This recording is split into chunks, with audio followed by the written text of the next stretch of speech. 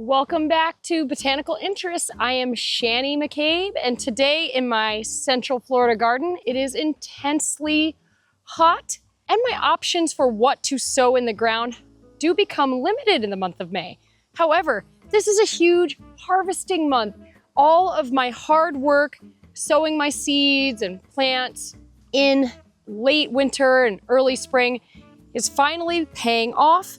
We are going to talk about what we are harvesting, some harvesting techniques and tips, and finally some storage tips, because I am in Central Florida, a very unique place for putting up the harvest, as they say. Now, I planted these potato tubers just before a frost, actually. I did not expect to get this one last frost. It came in, I wanna say, was it late February? And it was pretty brutal. It was a really hard freeze. Luckily, potatoes are semi-cold tolerant. So my potatoes, actually, they kind of got nipped right back at the top. And then they just came back with a vengeance. I managed to hill them.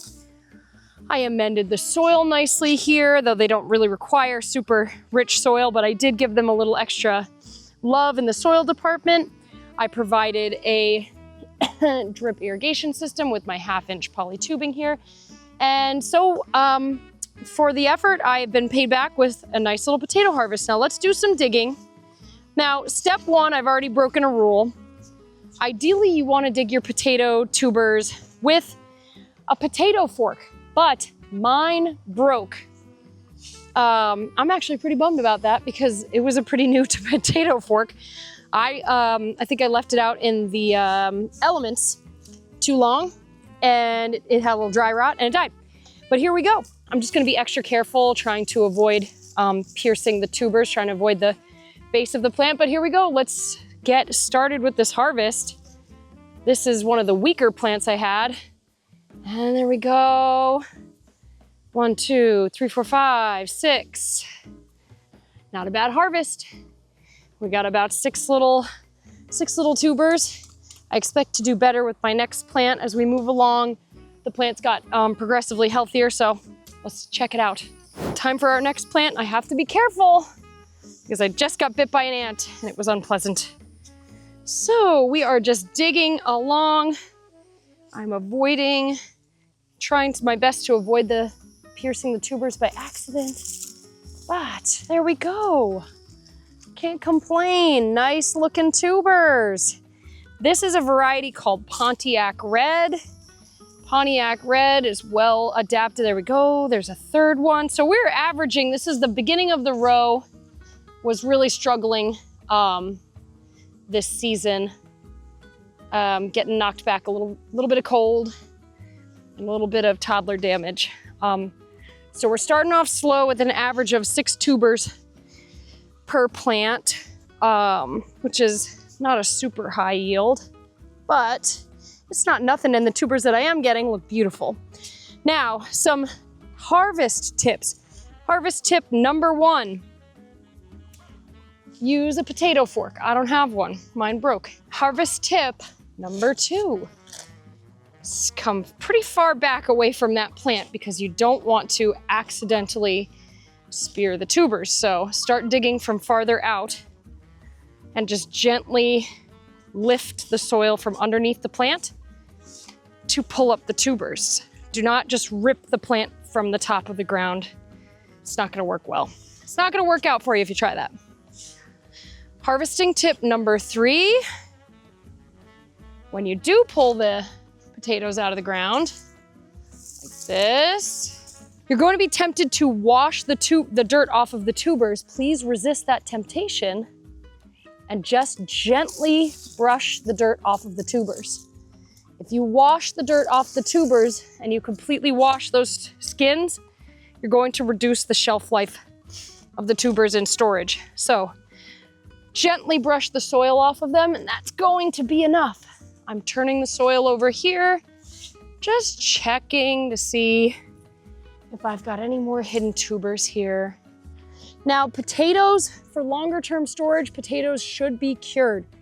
We're just going to gently brush the soil off of these And we're going to store them in a shaded area, well ventilated. Cool, dark, dry is for storage, but when we're curing, it's gonna be a warmer location. A lot of folks will put these in their lanai, their Florida room. I like to put them on a wire rack under the shade of a tree. And we're gonna cure our potatoes for about 1 week outside.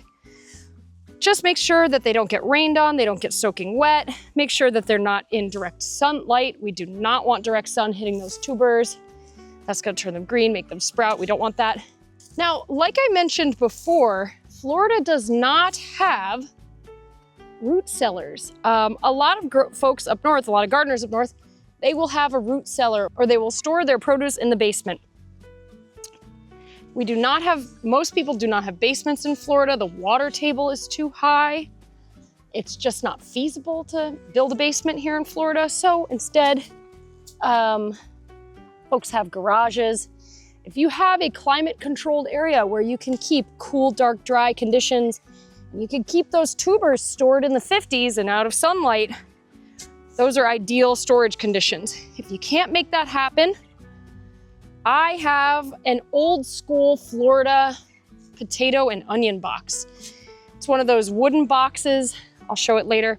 It's one of those wooden boxes with a little ventilated front.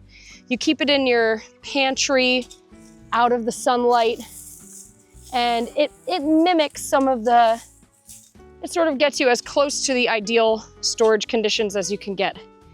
Now, I am not digging enough potatoes here to need super long-term storage. So I'm not particularly pressed for really good storage conditions. I know folks will store them in between layers of newspaper. Some folks will put them in blocks of sand. That's how a lot of people do their carrots, but I've seen potatoes done that way. The key with potatoes is cooler, temperatures in the 50s, dark and dry, no moisture. Don't put them in your refrigerator, please. My next tip, never grab the plant and just yank it up for harvest. This isn't going to work. You are not going to successfully pull all of the potatoes out of the ground. Instead, you're probably just going to lose track of where your tubers are. You're gonna sever the top of the plant. You're gonna have tubers hanging out everywhere. Instead, you've got to dig from below. We gently shovel and pick them up from below. And now we dig for treasure. I'm lifting from the bottom, gently surfacing the tubers and setting them aside.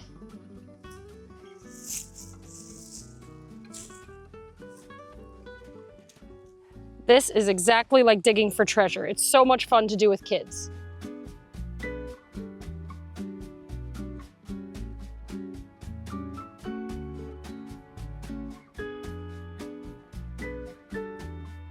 This is one nice, healthy looking plant. I'm excited to see how many tubers I get off this one. Potatoes are one that's very interesting in Florida. You do have to get the timing just right during the last bit of truly cold weather. And then they are maturing and finishing off by May, which is when the really hot weather starts to set in. So you do have to be fairly precise with your timing on potatoes in Florida, but they are well adapted to Florida's soil because potatoes are very tolerant of sandy soil. And of course, in the Florida Peninsula, many of us grapple with excessively sandy soil. Here we go. That's a nice looking little harvest. Nice, beautiful. Oh, and you can see there, that's the original tuber that it grew from. It's gnarly looking, my God. That is a gnarly tuber. But that's a nice little harvest. I like the looks of it. Getting tubers hiding left and right. All right. So there's another tip. Dig around. Make sure you don't miss any left behind because sometimes they will send out a tuber fairly far from the base of the plant. So you always want to just gently dig around. Keep digging for treasure. You never know. You might find a little straggler left behind. I'm not gonna need to store these for long because I'm gonna snarf them right up. And that's a nice little mess of potatoes. That is a nice little mess of spuds. This is going to make many delicious meals this spring.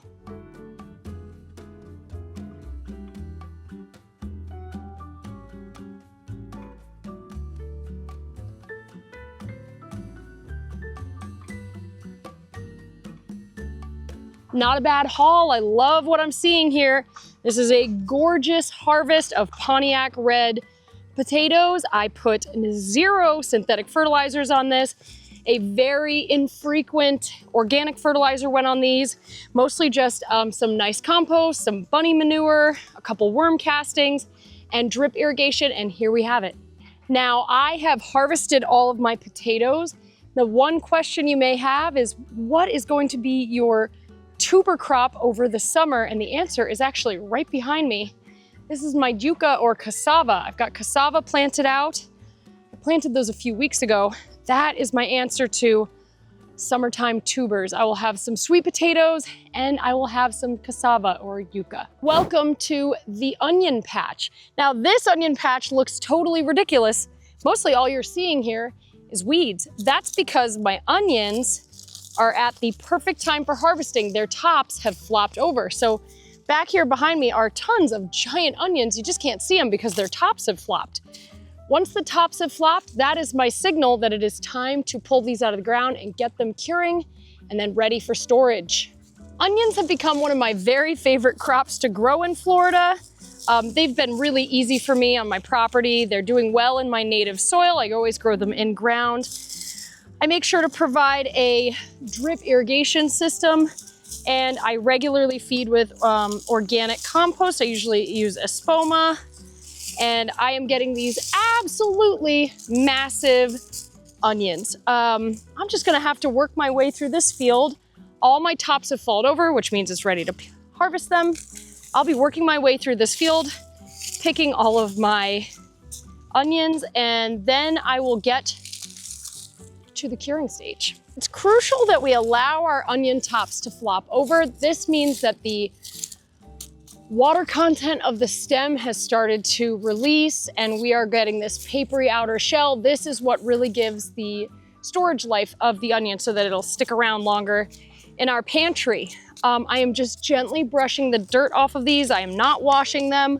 So we're going to cure our onions. That means out of the direct sunlight, but outdoors. People in Florida will usually do their Florida room, their lanai. I have done this under the shade of a tree on a wire rack, and you are just going to make sure no direct sunlight, nice good breeze, nice ventilated area, and no moisture. So for me, it had actually worked out. It was a dry time of year. I didn't need to put them indoors. They didn't need to be on a lanai because I don't have one, but just under the shade of a tree was fine. But basically moving air, no direct sunlight, no moisture, and you give them about 1 to 2 weeks to cure down. That's going to get these tops to really dry down. This is going to give you the opportunity to braid them or at the very least to store them long term. And by the way, I have a long, complete video on growing onions in Florida, and this details and shows my little setup for curing and storing onions. So check that video out if you want more comprehensive information, but these are the essential notes. Once we get to storing them, you're gonna keep them in a cupboard, out of direct sunlight, but with good airflow. A mesh onion bag is a great way to store them, or if you make braids, that's another way that you're gonna keep each bulb a little bit separated and getting good airflow. Okay, for our final 2 crops, we are going to harvest and store beets and carrots. Now, I did my carrots and beets in grow bags this season, and I did them under the shade of this tree. I really wanted to make sure that I got the best harvest possible.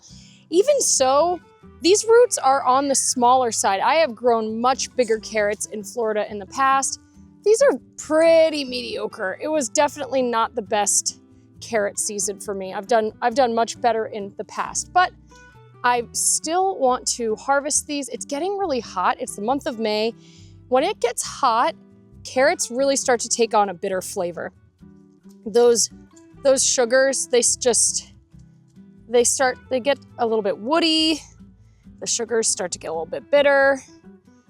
So I don't like to leave the carrots in too long. Now, because we don't have root cellars in Florida, if you're harvesting your carrots throughout the winter and the spring, the best way to store them is actually just to leave them in the ground and use them as needed, just pull them up as needed, because in ground is actually one of the best ways to store your carrots. But when we get into the month of May here, and it's starting to get like really hot and affect the flavor of the carrots, you may want to pull many up at one time, and you want to have optimal storage on them. So here are a few tips. First, we're not going to wash the carrots off. We're just going to brush off the dirt before storing them. So we're just pulling them off, we're pulling them out, and we're just gently brushing the dirt off. Second, very important tip, we are going to remove the tops of the carrots promptly. Now, the carrot tops, while they look so cute, and when you go into Whole Foods and you see a little, Peter Rabbit bunch of carrots with the tops, they look so cute. Here's the thing, the tops are stealing moisture from the roots. So almost as soon as I harvest them, I'm going to actually be taking these tops off. I'm gonna feed the tops to my chickens. My bunny doesn't actually like carrot tops much, so I'm actually gonna give it to my chickens.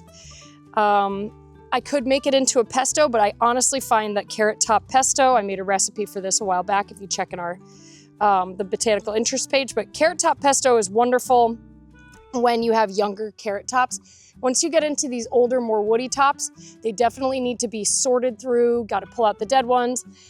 You need to blanch them in hot and then ice water, and then you can work with them. So carrot tops are indeed edible if you don't like wasting them, you don't want to compost them or feed them to your chickens. You could also blanch them and make them into a lovely pesto. So we've removed the tops and we are going to bring them inside. And what we're going to do is just knock the rest of the soil off. We're going to store them in zipper lock bags. We're going to poke holes in the bag, put a moist, not soaking wet, moist paper towel in the bag, poke holes in the bag, and we're going to store them in the crisper drawer. This is the best chance for them to stay crispy and yummy. If you just have a few carrots, you could actually store them in water. I've done that before, just storing them in a jar of water, but that's not a great solution for a lot of carrots. And again, you might have a walk-in fridge. I mean, if you've got a bigger homestead going on, and in that case, good on you.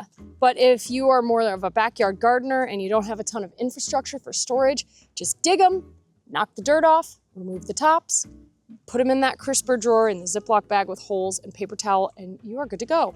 So those are your tips for storing carrots. Now my beet harvest was oh so pathetic. I've had really great beets in Florida in the past over the winter, but this season just was not it. I mean, I'm getting really tiny little roots. This is just not it. Now with beets, the greens are so fabulous and they're so nutritious. I will never throw them away. So what I will do is honestly, I'm just gonna bring these in, knock off the dirt. You could store them as is. Again, if you have a bunch of them, you're going to do the same thing as you do with the carrots to optimize the roots storage life. You may remove the tops, you'll cook with the greens or save the greens somehow, and then you're just going to store the beet roots the same way you did the carrots. But if you've just got a few beets, a few sad little beets like me, you could just store them in the crisper drawer, just like this, lightly bunched. Don't strangle it with your rubber band like they do at the supermarket, but just kind of leave them loose in the crisper drawer if you've just got a small harvest. Again, I have had great big beets in the past in Florida in the winter, but this year just was rough.